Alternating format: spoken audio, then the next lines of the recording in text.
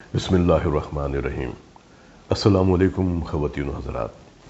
کیا آپ جانتے ہیں کہ بے شمار بیماریاں ایسی ہیں جن کے لیے دواؤں کی ضرورت ہی نہیں ہوتی، صرف ہم اپنے زندگی کے معمولات کو تبدیل کر لیں، اپنے خوراک کے معاملات کو بہتر کر لیں، اور اگر کہیں کوئی ایسی چیز آ رہی ہے کہ جس کے اندر ہم سمجھتے ہیں کہ یہ ہماری صحت کے لیے بہت نقصان دہ ہے، اس عادت کو اگر ہم تبدیل کر لیں تو ہم ایک بہت اچھی زندگی گزار سکتے ہیں۔ لیکن ہمارے ہاں ہوتا کیا ہے؟ آج ذرا سا گلا خراب ہو جائے، نزلہ زکام ہو جائے، بخار ہو جائے، جسم میں درد ہونے لگے، لوگ گھر میں بیٹھ کے خود سے ہی دوائیں لینا شروع کر دیتے ہیں۔ کسی کو چھاتی میں بوجھ ہوتا ہے، گھٹن ہوتی ہے، دباؤ ہوتا ہے، تو گھر میں جو دل کے مریض پہلے سے موجود ہے وہ مشورہ دیتے ہیں کہ دیکھو یہ دوائی میں نے کھائی ہے، آپ بھی یہ دوائی کھا لیں، آپ کو فائدہ ہو جائے گا۔ یعنی گھر کے اندر ہی دل کے ڈاکٹر موجود ہیں۔ ہائی بلڈ پریشر ہوتا ہے تو اس کے لیے بھی فوراً ہم جاتے ہیں نیٹ کے اوپر، یا جو بھی سوشل میڈیا پر نسخے دستیاب ہوتے ہیں یا جو ٹوٹکے ہوتے ہیں ان کا ہم استعمال شروع کر دیتے ہیں۔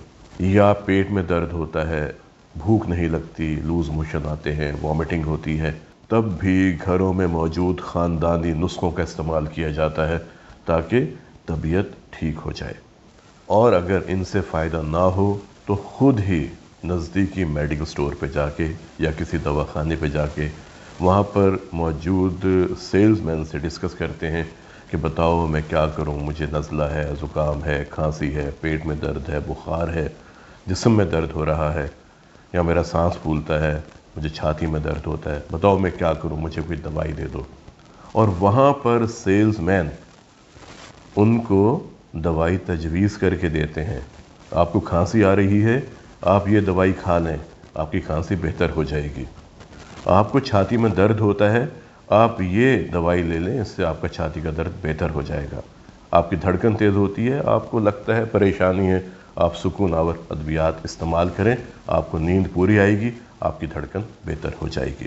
آپ کے پیٹ میں درد ہے، اس کے لیے بھی یہ لوگ نسخہ تجویز کر دیتے ہیں۔ اور بات یہاں پر ختم نہیں ہوتی، لوگ لیبارٹریز میں جا کے ٹیکنیشین سے ڈسکس کرتے ہیں کہ بتائیں مجھے یہ علامات ہیں تو میں کون کون سے ٹیسٹ کرواؤں، خون کے کون سے ٹیسٹ میرے لیے ضروری ہیں، یا یورین کا میں کون سا ٹیسٹ کرواؤں، سٹول کا کون سا ٹیسٹ کرواؤں، بلغم کے میں ٹیسٹ کیا کرواؤں۔ کچھ لوگ تو وہاں موجود سٹاف سے مشورہ کر کے اپنے ایکس ریز بھی کروا لیتے ہیں۔ ہم نے بعض لوگوں کو دیکھا کہ وہ تو اپنے پیٹ کا الٹرا ساؤنڈ کروا کے ہمارے پاس آئے، کچھ نے ایکو بھی کروائی تھی، اور ایک صاحب نے اپنے دوست کو مشورہ دیا تم ایک کام کرو، تم اپنے دل کی نالیوں کی سی ٹی انجیو کروا لو۔ اب آپ خود سوچیں ہم کہاں جا رہے ہیں۔ وہ بیماری جس کی علامات قدرت نے پیدا کی تھیں، جو آپ کے جسم میں ظاہر ہوئی تھیں، آپ نے ان علامات کو نظر انداز کر کے بیماری کو جسم میں بڑھنے کی خود دعوت دی۔ آپ کو معلوم ہے کینسر کی ابتدا بہت مائکروسکوپک لیول پہ ہوتی ہے، اس کے بعد جب یہ بڑھتا ہے پھر کچھ مارکرز ہمارے جسم میں پیدا ہونا شروع ہو جاتے ہیں، پھر علامات پیدا ہونا شروع ہو جاتی ہیں، پھر کچھ ایسی علامات ہوتی ہیں جو انسان کو مجبور کر دیتی ہیں کہ وہ بستر پر جا کے لیٹ جائے، اس سے اٹھا ہی نہیں جاتا۔ لیکن ہم ان شروع کی علامات کو نظر انداز کر کے خود سے ہی اپنے اوپر تجربہ کر کے اپنی بیماری کو اتنا بڑھا لیتے ہیں کہ پھر وہ قابل علاج نہیں رہتی، اور جب ہماری اپنی کوتاہی کی وجہ سے بیماری اتنی بڑھ جاتی ہے تو پھر خاندان کے اندر ایک ریڈ الرٹ جاری ہو جاتا ہے کہ ہمیں فوری علاج کروانا چاہیے۔ پھر سب بھاگتے ہیں، لیکن اس وقت تک بیماری بہت بڑھ چکی ہوتی ہے۔ اس کے بعد بھی لوگ ہمارے پاس نہیں آتے، بلکہ جو متبادل طریقہ علاج ہیں لوگ وہاں جاتے ہیں کہ شاید ہمیں فائدہ ہو جائے۔ دیکھیں ایک بات ذہن میں رکھیں، جو بیمار ہوتا ہے اس کو آرام چاہیے ہوتا ہے۔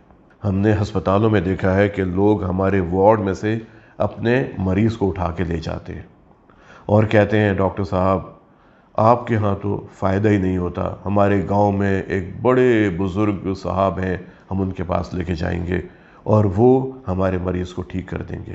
اور یہ مریض لاما ہو گئے۔ لاما ہم اپنی زبان میں کہتے ہیں وہ لوگ جو میڈیکل ایڈوائس کے برخلاف اپنے مریض کو لے کے چلے جائیں۔ مریض کی فائل پر لکھ دیا جاتا ہے کہ یہ کیس لاما ہو گیا تھا۔ 6 ہفتے کے بعد مریض کے ایک رشتہ دار میرے پاس آئے اور کہنے لگے ڈاکٹر صاحب دیکھیں آپ کے ہاں تو مریض کی تلی اتنی بڑھ گئی تھی اور یہ اتنے برے حالات میں تھا، اور ہم نے دیکھیں اس مریض کو اپنے گاؤں میں علاج کروایا اور یہ کتنا بہتر ہو گیا ہے۔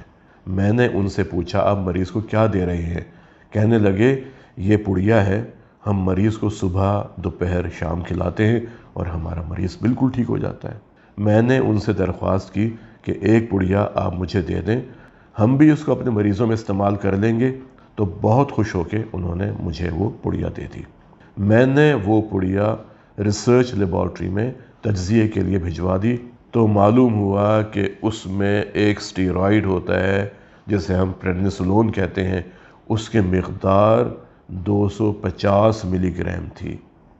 یعنی اس مریض کو 250 ملی گرام کی 2 پڑیا 500 ملی گرام صبح، 500 دوپہر اور 500 شام دیا جا رہا تھا۔ 1500 ملی گرام پریڈنیسولون اس مریض کو دیا جا رہا تھا۔ یہ کتنا ظلم ہے۔ اور پھر وہی ہوا کہ جب اس دوائی کے مضر اثرات اس مریض پر ظاہر ہونا شروع ہوئے تو اس کے رشتہ دار اس کو اٹھا کے پھر ہمارے پاس لے آئے، لیکن مریض کا اتنا برا حال ہو چکا تھا، وہ ڈیتھ بیڈ پہ تھا اور اگلے 12 گھنٹے میں اس کی ڈیتھ ہو گئی۔